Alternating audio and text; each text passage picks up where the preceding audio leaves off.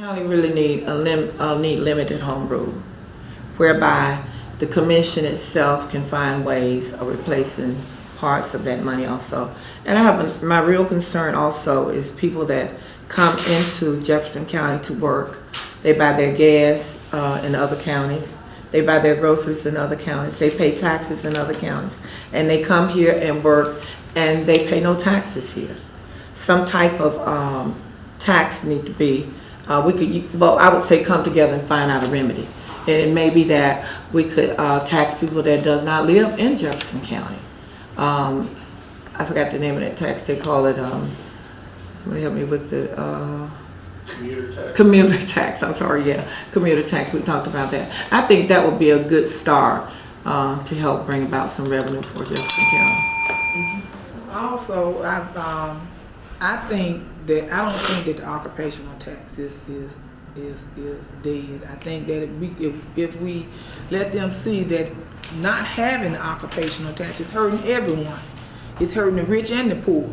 And if we can come to a compromise and have a clear tax across the board that will affect not only the poor working class, the upper working class also. And also, I think that we can also do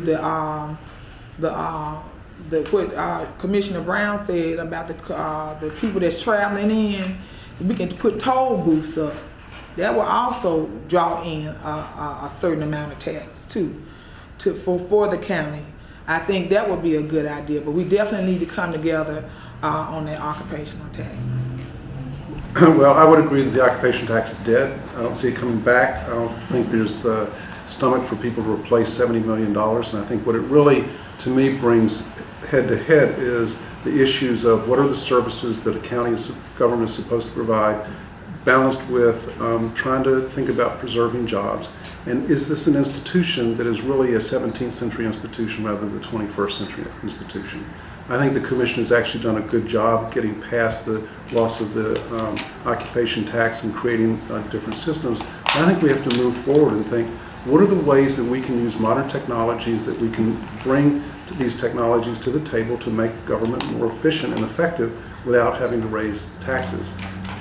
Whether we need more taxes, I don't really know, but I do think what we have to do is examine what we do well, what we don't do well, and figure out better ways to do those first. I think what we need to do is go back to economic development and go back to housing stock. I mean, people don't live here, so they don't spend here. If we go back to redeveloping that, I know McCullough used to be our largest growing area a few years ago. People do want to live in Jefferson County, but you have to give them a reason. Businesses want to set up, so you have to give them a reason. So you have to project all the way out and look at where those dollars are going to come from. The other thing we need to do is squeeze the federal government. I mean, I pay federal taxes, and we have not gone up to get our fair share from the federal government. We need to sit down with Senator Sessions and Senator Shelby and tell them what our issues are. We're too busy constantly talking to a legislative body that is divided, and they're not coming together anytime soon. Occupational tax, I don't believe, will always be gone because we had it once. It may be 20 or 30 years, but it may be coming back. But at this rate, with the federal government giving out transportation dollars, giving out all kinds of technology dollars, giving out 21st century money, we have not gone to that body and said, help us. Give us some leeway. I also think we ought to have a think tank with people like this as well. Well, I think we need to look at putting vocational education back into our high schools. Everybody's not college material, and I think it's imperative that we try to keep as many of our young people here as possible. I don't think that the occupational tax should be dead. I think some part of it may come back if we can do away with some of this mean-spiritedness that exists. And I blame a lot of that on our pastors, because if I'm a mean-spirited person and I sit under my pastor and he never preaches a sermon concerning hating people because of their race, their sex, etc., and I can just sit there and never be challenged, then I'm going to continue to do that. So I think pastors need to rise up and take their share of the responsibility for what's going on in our communities. Thank you.